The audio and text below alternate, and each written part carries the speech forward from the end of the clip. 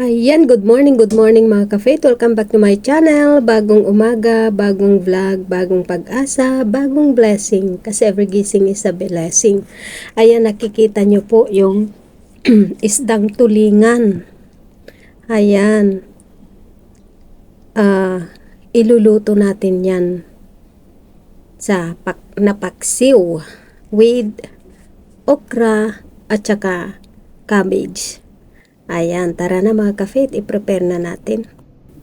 Ayan, sabi ng mga matatanda sa amin mga ka-faith, para daw hindi po tayo mahilo na kumain ng tulingan, dapat ganun, hilain daw natin ang buntot ng tulingan. Yun ang sabi ng mga matatanda, kaya yun din ang gagawin natin. Mahirap na kung mahilo tayo after nating kumain ng tulingan. Superstitious belief. Ayan.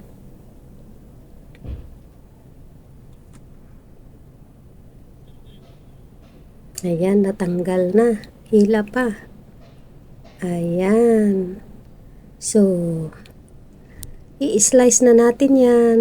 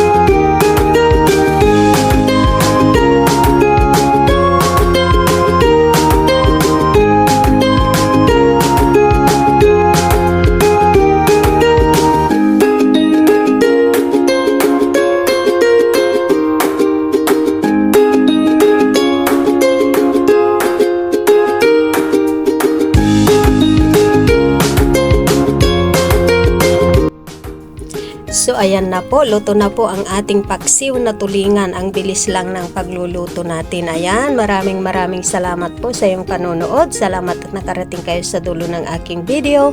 Naway hindi po kayo magsawang sumuporta sa aking channel.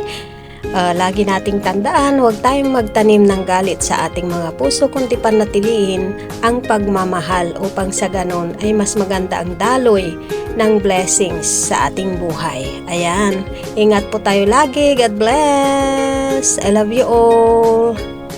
Babu. Jesus loves you.